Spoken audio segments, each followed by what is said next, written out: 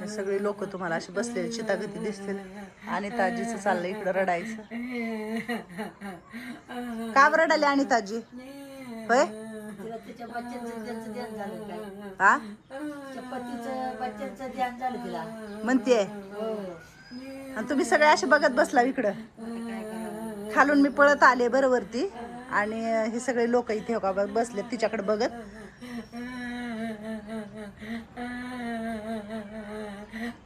आणि मी एक इंस्टाला व्हिडिओ टाकलाय आज की अनिता आजीचा सगळी माहिती घेऊन थोडीशी माहिती घेतली अनिता आजीची काय झालं होतं. तर हे बघा रडायचं चालू आहे इकडे बसून. हे सगळे तोंड बघतात ते अनिता आजीचं.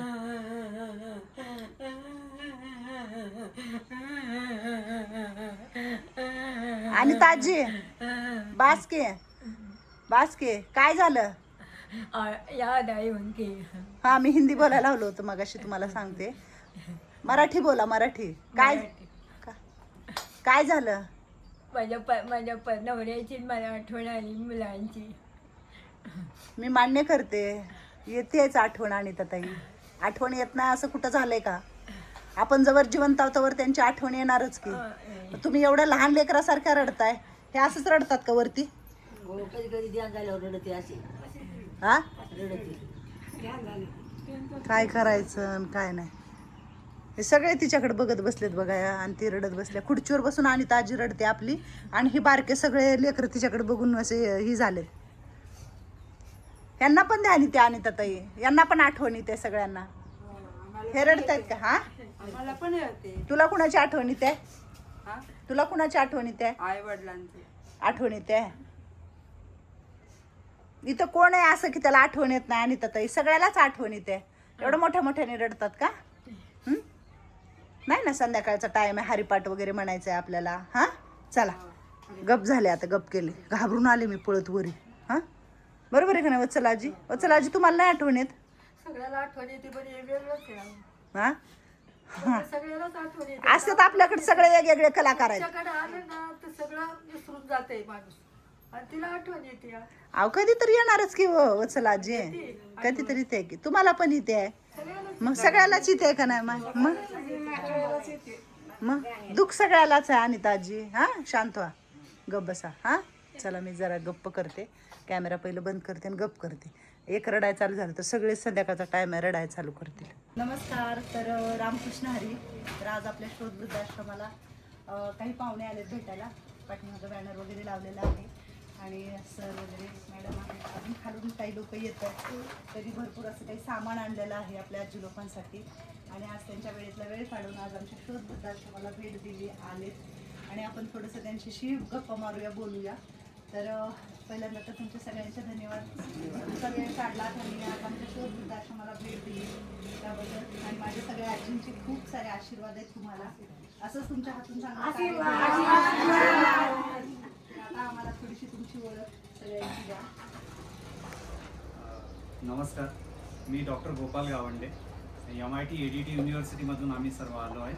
आज आमचे आधारवड जे आहेत डॉक्टर विश्वनाथ कराड सर यांचा वाढदिवस आहे आणि त्या वाढदिवसाला आमच्या युनिव्हर्सिटीतर्फे सगळ्या फॅकल्टीतर्फे आम्ही वृद्धाश्रम किंवा अशा गरजू लोकांपर्यंत साहेबांचं जे ध्येय आहे की सगळ्यांपर्यंत आपण पोहोचू शकलो पाहिजे, सगळ्यांना मदत करू शकलो पाहिजे, त्या निमित्ताने हे औचित्य साधून आम्ही आपल्यापर्यंत आलेलो आहोत. आणि दरवर्षी आम्ही वृद्धाश्रमाला पण जातो आहे साहेबांच्या वाढदिवसाच्या दिवशी.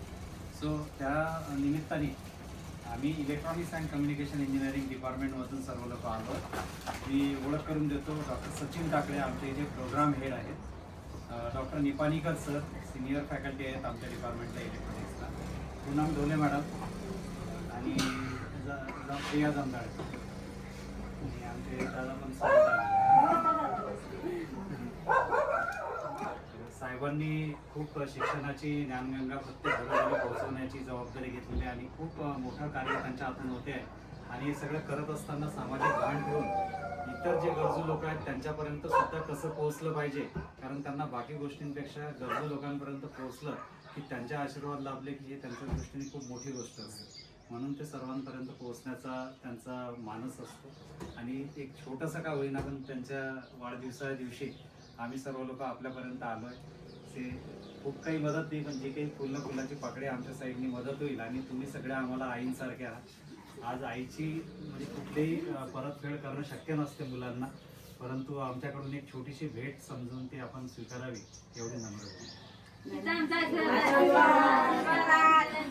दादांची पण ओळख सांगा आम्हाला. हे आमचे सुनील मालवटकर सर आहे डिपार्टमेंटने, त्यांनी इनिशिएटिव्ह घेतला, प्रिया मॅडमनी इनिशिएटिव्ह घेतला. तर आज सरांचा तुमचा वाढदिवस आहे.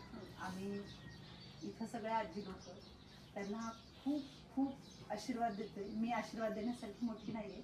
ह्या आईंचा, ह्या मातांचा त्यांच्या पाठीशी खूप सारा आशीर्वाद आहे. त्यांना उदंड आयुष्य लाभो निरोगी तेच म्हणू आम्ही. ईश्वराच्या चरणी प्रार्थना करू.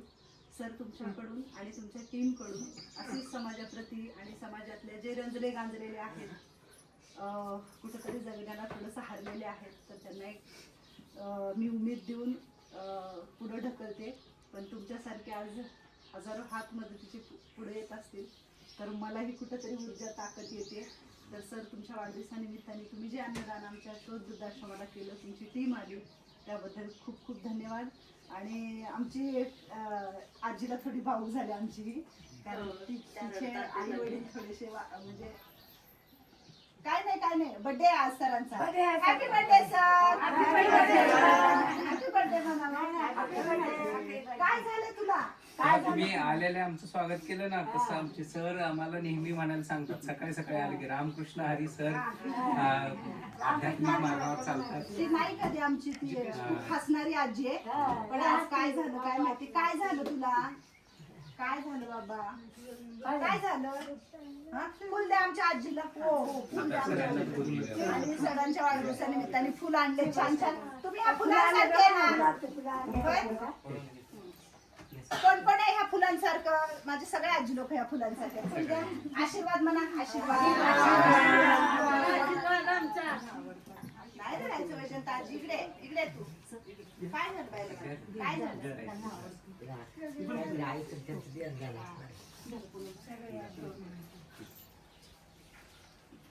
आशीर्वाद. आशीर्वाद दादा. आशीर्वाद सर आमचा तुम्हाला. आमच्या मोठ्या सरांचा वाढदिवस आहे आज. त्यांना पण आमचा आशीर्वाद. 86 वर्ष पूर्ण झाली सरांना. डॉक्टर विश्वनाथ कराड सर यांचा 86वा वाढदिवस. माझ्या ह्या 100 वर्षाच्या पण आजी आहेत माझ्या, तर यांच्यामध्ये सरांनी साजरा केलेला आहे. सर तुम्हाला उदंड आयुष्य लाभो निरोगी हेच आम्ही परमेश्वराच्या चरणी प्रार्थना करतो. आणि इथं राहणाऱ्या ह्या सगळ्या माता माऊल्यांचा आशीर्वाद तुमच्या व तुमच्या कुटुंबाच्या पाठीशी व तुमच्या टीमच्या पाठीशी सदैव असेल. Ramkrishna Hari. Happy birthday sir. आज आपल्या शोध वृद्धाश्रमामध्ये सरांच्या वाढदिवसानिमित्ताने ज्ञानेश्वर महाराजांची मूर्ती आली, म्हणजे प्रतिमा आलेली आहे माझ्या घरामध्ये. तर खरंच मीही सहनशीलता, प्रेम, दया, माया हे नेहमी जोपाशील. आणि जे आपल्या साधू संतांनी सांगितलेलं आहे, आणि ही आपली साधू संतांची भूमी आहे आणि मायबाप म्हणजे पहिले साधू संत आहेत आपले. तर नक्की मी माझ्या आयुष्यभर हे कायम माझ्या हृदयात राहील की मी ह्यांची रंजल्या गांजऱ्यांची अखंड सेवा माझ्याकडून घडू हेच मी माऊलींच्या चरणी प्रार्थना करते. सर खूप खूप धन्यवाद तुमच्या सगळ्यांचे. माऊलीबद्दल एक सांगायचं आहे मला सरांची परमिशन सोबत, की ज्ञानेश्वर महाराजांनी ज्ञानेश्वरी लिहिली. त्यांचं आयुष्य किती खडतर होतं हे आपण सगळ्यांनी ऐकलंय, वाचलंय, हो की नाही? खूप अडथळीतनं म्हणजे 14व्या 16व्या वर्षी त्यांना संजीवन समाधी घ्यावी लागली. त्या माऊलीने गीतेचा दुसरा सार ज्ञानेश्वरी लिहून ठेवला. पण कोणत्याही शिळेवर, कोणत्याही कागदावर, कोणत्याही पानावर मला किती त्रास झाला हे लिहून नाही ठेवला. कायम सर्वांसाठी चांगलंच व्हावं अशी पसायदानीही लिहून ठेवली. तर त्यामुळे कोणाबद्दलही काही तक्रार करू नका. आमच्याही काही तक्रारी नसतील असं समजून चला आणि कायम पॉझिटिव्ह सगळ्यांसाठी आशीर्वाद द्या. ज्ञानेश्वर महाराज.